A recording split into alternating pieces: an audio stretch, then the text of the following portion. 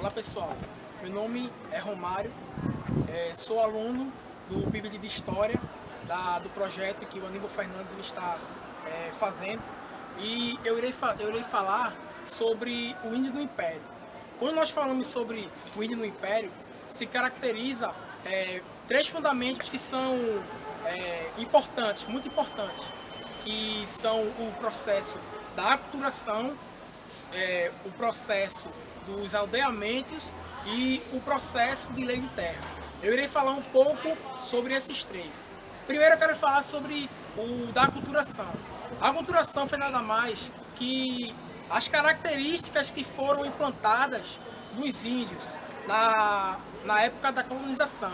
Com o passar do tempo, essas características dos europeus, dos homens que chegaram aqui até o litoral do brasileiro, atribuíram aos índios. Como assim? Vou explicar de uma forma mais complexa. Aquilo que o índio ele não fazia, ele acabou fazendo.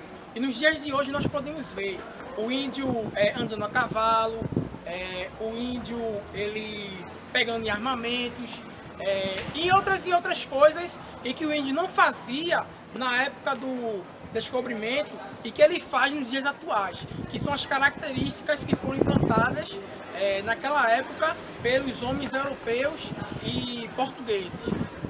Outra característica foi os aldeamentos, que foi nada mais que a época em que os jesuítas eles vieram para catequizar os índios, ou seja, para ensinar a doutrina da Igreja Católica e que para catequizar os índios em geral, na sua forma de vivência de vida, na sua forma de socialmente e na sua forma também de vestes, as vestes em que deveriam ser adequadas. Então esses jesuítas, eles tinham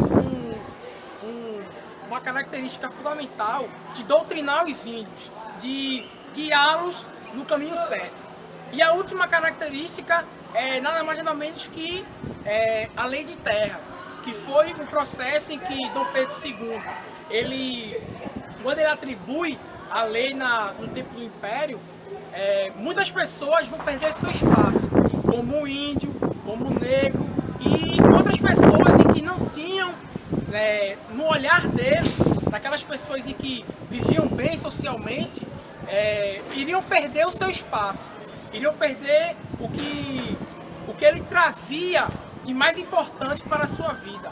Então, dentro desses três processos, no índio e no império, nós podemos ver que o índio ele foi catequizado, aculturado e que perdeu as suas terras e seus valores.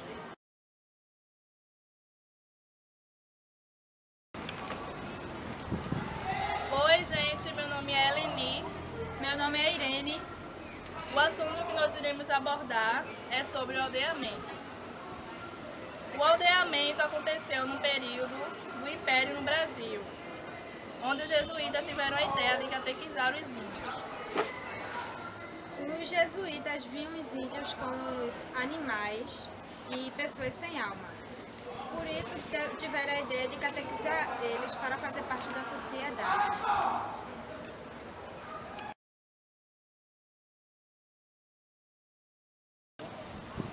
Oi, meu nome é João Carlos E o meu é Juliana. e hoje a gente vai falar sobre a aculturação. A aculturação, já diz, é quando o indivíduo absorve a cultura do outro, como os índios absorveram a cultura europeia. A aculturação, o processo de aculturação tem dois lados, o dos índios e o dos europeus. Assim como os europeus pegaram os costumes dos índios, os índios pegaram dos europeus.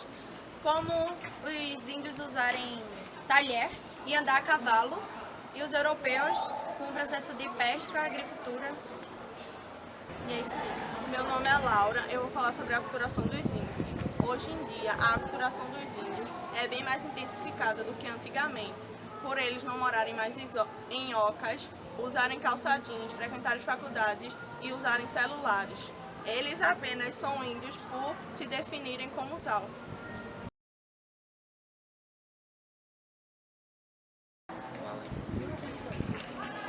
Olá, meu nome é Charleson. Meu é Rodrigo. Hoje vamos falar sobre a Lei de Terras, que foi instituída em 1850 pelo imperador Dom Pedro II. E essas leis de terra elas faziam com que as pessoas que tinham posse das leis, mas que não tinham os documentos, perdessem toda a terra. E elas iam para as mãos de quem tinha dinheiro para pagar, como se fossem os latifundiários. Mas será que a lei de terra ainda existe hoje, Charles?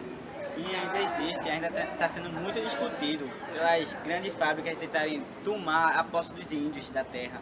Principalmente os índios, que ainda são muito discriminados aqui no Brasil.